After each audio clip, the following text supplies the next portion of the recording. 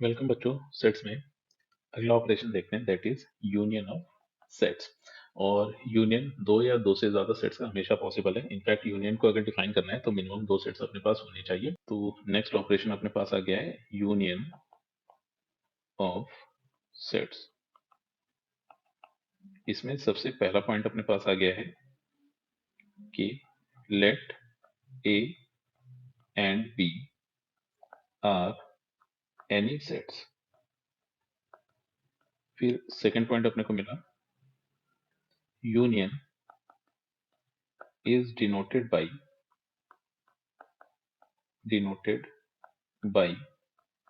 symbol u। फिर third point अपने पास आ गया union of sets a and b if or either a union b contains elements of both sets, elements of both sets। तो ये फिलहाल union से रिलेटेड अपने पास कुछ एक पॉइंट्स थे। तो सबसे पहले ए बी कोई भी दो सेट्स अपने पास दिए गए हैं, यूनियन को सिंबल यू से डिनोट किया जाएगा और ए यूनियन बी में अगर एलिमेंट्स लिखे जाए तो दोनों सेट्स के एलिमेंट्स लिखे जाएंगे। इस पर बेस्ड कुछ एक एग्जांपल्स देखते हैं। रेफरेंस के लिए पहला सेट ए अपने पास आया जिसमें एलिमेंट्स हैं 1 2 3 एंड 4। फिर रेफरेंस के लिए एक सेट बी अपने पास आया जिसमें एलिमेंट्स है 3 5 एंड 7। फिर अगर ए यूनियन बी की बात की जाए तो ए यूनियन बी में दोनों सेट्स के एलिमेंट्स लिखे जाएंगे। तो पहले सेट्स के एलिमेंट्स अगर लिखे जाए तो 1 2 3 4 और फिर अगले सेट्स के एलिमेंट्स लिखे जाए तो 3 5 7। अब यहाँ पर हुआ ये कि अगर इस सेट को करेक्ट अपने को लिखना है तो कन्वेंशन का यूज कर लेते हैं। तो बाय कन्वेंशन अगर एलिमेंट्स का रिपीटेशन होता है तो उसको सिर्फ और सिर्फ एक बार लिखा जाएगा। तो 1 2 और फिर 3 का यहाँ पर रिपीटेशन था तो उसको एक बार लिखेंगे। फिर नेक्स्ट अपने पास मिल गया 4 5 एंड 7। तो इस तरह से ए यूनियन बी अपने को मिल गया है अ सेट ऑफ एलिमेंट्स 1 2 3 4 5 7। फिर इस पर बेस्ड एक और एग्जांपल उठाते हैं। एक सेट ए अपने पास दिया गया है जिसमें एलिमेंट्स है 1 3 5 एंड 7। फिर एक सेट बी दिया गया है जिसमें एलिमेंट्स है 2 4 6 एंड 8। तो ए यूनियन बी में सेट ए एंड बी दोनों के एलिमेंट्स लिखे जाएंगे। तो सेट ए में था 1 3 5 7 तो यहाँ पर आ जाएगा 1 3 5 एंड 7। सेट बी में एलिमेंट्स गिवन थे 2 4 6 8। तो इस तरह से अपने को ए यूनियन बी मिला।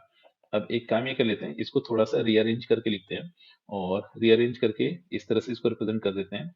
तो पहला एलिमेंट 1 सेकंड 2 थर्ड अपने पास 3 हो गया, देन 4 5 6 7 एंड 8। तो इस तरह से अपने पास ए यूनियन बी ये सेट देखने को मिला। तो ये फिलहाल था अपने पास union of two sets and उस पर बेस्ड कुछ एक एग्जांपल्स। तो इसी में नेक्स्ट पॉइंट देख लेते हैं। तो फोर्थ पॉइंट, अब यूनियन ऑपरेशन की मैथमेटिकल डेफिनेशन क्या होगी उसको लिख लेते हैं। तो मैथमेटिकली यूनियन को रिप्रेजेंट किया जाएगा ए यूनियन बी। इनफैक्ट इसे सेट बिल्डर फॉर्म में ऐसे लिखा जाएगा A union B is a set of elements x such that x belongs to set A और x belongs to set B. तो ये अपने पास आ गई यूनियन ऑपरेशन की मैथमेटिकल डेफिनेशन। और इसी को अगर in terms of literature represent किया जाए तो इसका मतलब ये है कि ए यूनियन बी में set A and set B दोनों के एलिमेंट्स लिखे जाएंगे। फिर नेक्स्ट पॉइंट इसमें देख लेते हैं ए यूनियन बी का डायग्राम रिप्रेजेंटेशन। तो ये तो आ गया अपने पास यूनिवर्सल सेट। फिर universal set set A and B इनको कंटेन कर रहा था। तो ये सेट ए आ गया एंड ये सेट बी अपने पास दिया गया है।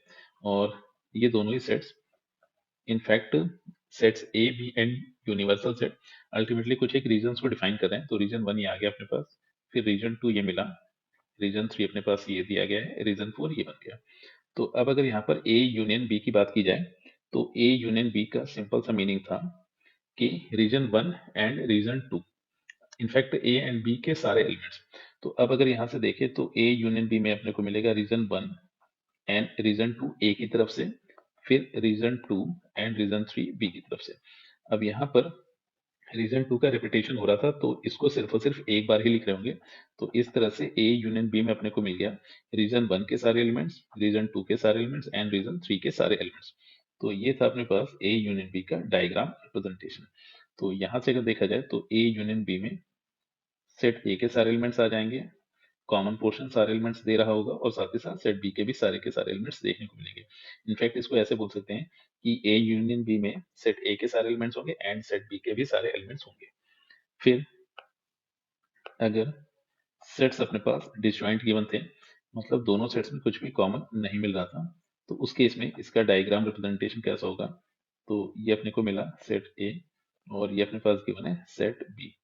तो यहाँ पर अगर ए यूनियन बी की बात की जाए तो ये था रीजन 1, ये रीजन 2 गिवन था एंड ये रीजन 3 गिवन था। तो set A and set B दोनों सेट्स के सारे एलिमेंट्स, तो यहाँ पर अगर देखा जाए तो ए यूनियन बी का मतलब हो गया रीजन 1 एंड रीजन 2 के सारे एलिमेंट्स। तो ये अपने पास आ गया ए यूनियन बी। फिर इस पर बेस्ड कुछ और मिक्स्ड एग्जांपल्स उठाते हैं। तो क्वेश्चन अपने पास दिया गया है कि फाइंड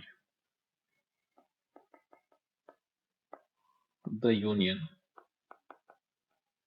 ऑफ फॉलोइंग सेट्स। तो सबसे पहला क्वेश्चन इसमें आ गया, सेट ए गिवन है जिसमें एलिमेंट्स हैं 2, 4 एंड 7। सेट बी में एलिमेंट्स दिए गए हैं 1, 2, 3 एंड 4। तो ए यूनियन बी में एलिमेंट्स मिल गए अपने को 1, 2 सेट ए और बी दोनों के पास था तो इसको एक बार लिखेंगे। फिर 3 सेट बी के पास था। सिमिलरली 4 सेट ए बी दोनों के पास था, इसको एक बार लिखेंगे। फिर ये एलिमेंट 7 अपने पास आ गया। तो इन दोनों सेट्स का यूनियन अपने को मिला अ सेट ऑफ एलिमेंट्स 1, 2, 3, 4 एंड 7। फिर एक सेकंड क्वेश्चन सॉल्व करते हैं। तो सेट ए अपने को दिया गया है 2, 4, 6 एंड 8 और सेट बी एक कॉन्टिन्यूस सेट हो गया जिसमें एलिमेंट्स अपने पास है 1, 2, 7। तो अब इनका यूनियन ऑपरेशन अपने को रिप्रेजेंट करना है। तो जब भी इस तरह से मिक्स सेट देखने को मिलेंगे, मतलब ये हुआ कि एक तो डिस्क्रीट सेट आ गया, दूसरा अपने पास कॉन्टिन्यूस सेट आ गया। तो ऐसे क्वेश्चंस में जिसमें कम से कम एक सेट कॉन्टिन्यूस सेट बन रहा था, तो ऐसे क्वेश्चंस को सॉल्व करने के लिए या फिर ऐसे क्वेश्चंस में यूनियन इवेलुएट करने के लिए हमेशा नंबर लाइन का ही यूज कर रहे होंगे। तो सबसे पहले सेट ए को नंबर लाइन पर प्लॉट कर लेते हैं। तो सेट ए अपने पास आ गया, इसमें एलिमेंट्स है 2, 4, 6 एंड 8।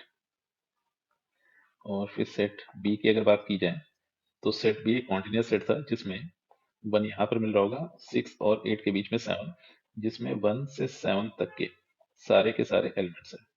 तो अब अगर इन सेट्स के यूनियन की बात की जाए तो यूनियन में सेट ए एंड बी दोनों के एलिमेंट्स लिखे जाएंगे।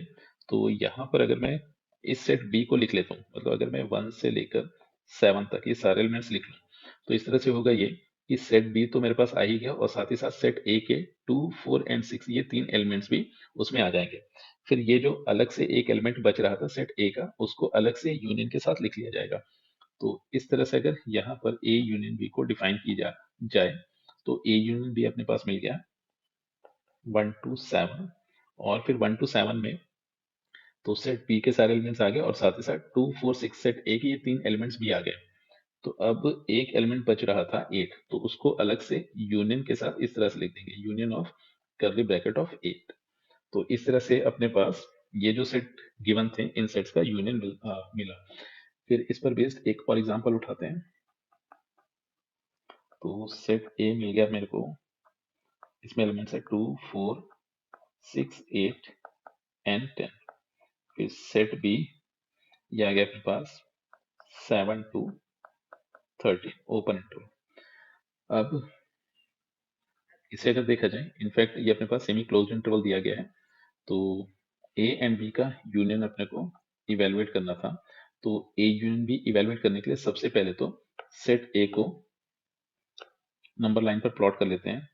तो सेट ए पर एलिमेंट्स मिले 2, 4, 6, 8 एंड 10, और ये इधर पॉजिटिव इन्फिनिटी को जाएगा, ये इधर नेगेटिव इन्फिनिटी को टेंड कर रहा होगा। फिर सेट बी को नंबर लाइन पर प्लॉट कर लेते हैं। तो 7, 6 एंड 8 के बीच में कहीं मिलेगा 13, 10 के राइट में मिल जाएगा। ये इधर पॉजिटिव इन्फिनिटी, ये इस तरफ नेगेटिव इन्फिनिटी को जा रहा होगा। तो सेट बी 7 से 13 तक सारे एलिमेंट्स को कंटेन करेगा इंक्लूडिंग 7। तो इस तरह से ये मेरे पास सेट बी आ गया। तो अब अगर यहाँ पर देखा जाए, इन दोनों सेट्स का यूनियन अपने को लिखना था। यूनियन में सेट ए एंड बी दोनों के एलिमेंट्स लिखे जाएंगे। तो अगर मैं सेट बी को लिख देता हूँ, तो सेट बी में 7 to 13 एलिमेंट्स सारे के सारे दिए गए हैं, और 13 को एक्सक्लूड करके। तो इसमें सेट ए के दो एलिमेंट्स 8 एंड 10 बाय डिफॉल्ट अपने आप आ गए। तो अब जो सेट ए के एलिमेंट्स बच रहे थे 2, 4 एंड 6, इसको अलग से यूनियन लगा के डिस्क्रीट सेट में रिप्रेजेंट कर दिया जाएगा, क्योंकि अल्टीमेटली सिर्फ और सिर्फ 1, 2 और 3, ये तीन वैल्यूज बच रही थी, ये तीन एलिमेंट्स बच रहे थे। तो इन तीनों एलिमेंट्स को अलग से यूनियन लगा के डिस्क्रीट सेट के रूप में रिप्रेजेंट कर दिया जाएगा। तो इस तरह से ए यूनियन बी अपने को मिल गया है। सेट बी जो कि 7 to 13 इस तरह से डिफाइन किया गया था, इसमें 8 और 10 अपने आप आ गए। फिर अलग से मेरे को 2, 4, 6 लिखना था, ये डिस्क्रीट वैल्यूज थी, तो इस वजह से इसको कर्ली ब्रैकेट के साथ लिख दिया गया 2, 4, 6। तो ये अपने पास आ गया। नेक्स्ट एग्जांपल, फिर फर्दर एक और एग्जांपल देखते हैं। तो सेट ए मेरे पास दिया गया है, दैट इज 2 to 7, और सेट बी अपने को मिला है 4 to 9। तो सबसे पहले ए को नंबर लाइन पर प्लॉट कर लेते हैं। तो सेट ए मिला था 2 to 7, 2 यहाँ कहीं होगा, 7 इधर कहीं मिल रहा था।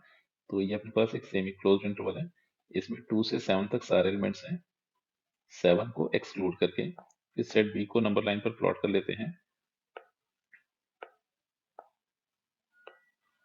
तो सेट बी को नंबर लाइन पर प्लॉट किया 4, तो 4 2 और 7 के बीच में कहीं मिला, और 9 7 के राइट में। तो यहाँ पर 4 एक्सक्लूडेड था, 9 इंक्लूडेड था। सेट बी में 4 2 9 सारे के सारे एलिमेंट्स आ गए एक्सक्लूडिंग 4। तो अब अपने को यूनियन रिप्रेजेंट करना था, तो यूनियन में सेट ए एंड बी दोनों के एलिमेंट्स लिखे जाएंगे। तो जब ए को लिख रहे थे तो 2 to 7 सारे एलिमेंट्स मिले, फिर जब बी को लिख रहे थे तो 4 to 9 सारे के सारे एलिमेंट्स मिल गए। तो अब अगर इसमें देखा जाए, तो यहाँ से यहाँ तक तो अगर मैं एलिमेंट्स लिखूं, तो उसमें ए और बी के कॉमन एलिमेंट्स मिल गए। फिर ए के पास बच रहा था 2 to यहाँ तक एलिमेंट्स, इनफैक्ट 2 to 4, और फिर बी के पास बच रहा था 7 to 9 एलिमेंट्स। तो इनफैक्ट अगर यहाँ से देखा जाए, तो मुझे सेट ए एंड बी दोनों के एलिमेंट्स लिखने थे। तो अल्टीमेटली अगर मैं ए यूनियन की बात करूं यहाँ पर, तो यहाँ पर ए यूनियन बी का मतलब हो गया सेट 2 to 9। तो अगर मैं इस सेट को लिख देता हूँ, तो यहाँ पर ए भी अपने आप आ गया, और साथ ही साथ सेट बी भी अपने आप आ चुका है। तो अल्टीमेटली इस एग्जाम्पल में ए यूनियन बी अपने पास मिला है क्लोज्ड इंटरवल 2 to 9। इस पर बेस्ड एक और एग्जाम्पल उठाते हैं। तो फिफ्थ पॉइंट अपने पास आ गया।